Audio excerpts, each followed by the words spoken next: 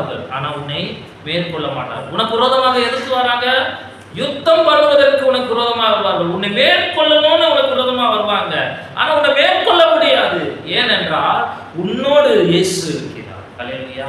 உன்னோடு இயேசு இருக்கிறார். இயேசுவின் வார்த்தைக்கு கீழ்ப்படிந்து, அவர் வார்த்தைக்கு கீழ்ப்படிந்து இருக்கும் பொழுது உனக்கு விரோதமா யார் வந்தாலும் எதுவும் பண்ண முடியாது. சவுல் தாவீதுக்கு விரோதமாக வந்தார், ஆனா தாவீதோடு கூட தேவன் இருந்தனால சவுலால் எதுவுமே செய்ய முடியல. அந்த பட்டயத்தை எடுத்து அவன் அதே பட்டயத்தினால் மரித்து போனான். மோசைக்கு விரோதமாகவும் பார்வோன் வந்தது, ஆனா அந்த பார்வோன் கடைசியில் ஒண்ணுமில்லாமல் போனான். செங்கடல் தான் அவனுக்கு கல்லறையா மாறி போச்சு, பார்வோனுக்கும் பார்வோன் சேனைக்கும்.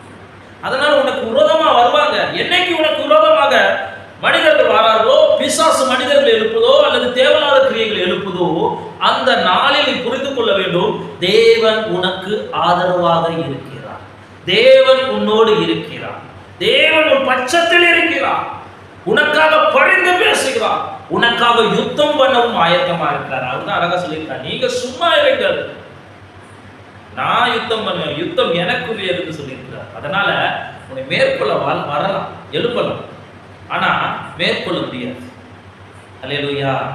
ஒரு சில பிரச்சனைகள் சோர்ந்து போகக்கூடாது, மேற்கொள்ள முடியாது. ஏனென்றால் உலகத்தில் இருக்கிறவனை காட்டிலும், உலகத்தில் இருக்கிற கிரியைகளை காட்டிலும், உலகத்தில் இருக்கிற மந்திரத்தின் கிரியைகளை காட்டிலும், உலகத்தில் இருக்கிற மாயையின் கிரியைகளை காட்டிலும், உலகத்தில் இருக்கிற பொய்யான கிரியைகளை காட்டிலும் உன்னோடு இருக்கிற தேவன், உன்னோடு இருக்கிற பரிசுத்தர், உனக்காக ரத்தம் சிந்தின தேவன், உன்னை ரட்சித்த தேவன், உனக்காக பரலோகத்தை ஆயத்தப்படுத்தி கொண்டிருக்கிற தேவன் உண்மையானவர், ஜீவனுள்ளவர். அவர் வாக்கு சொன்ன அதை செய்து முடிக்கிறவர்.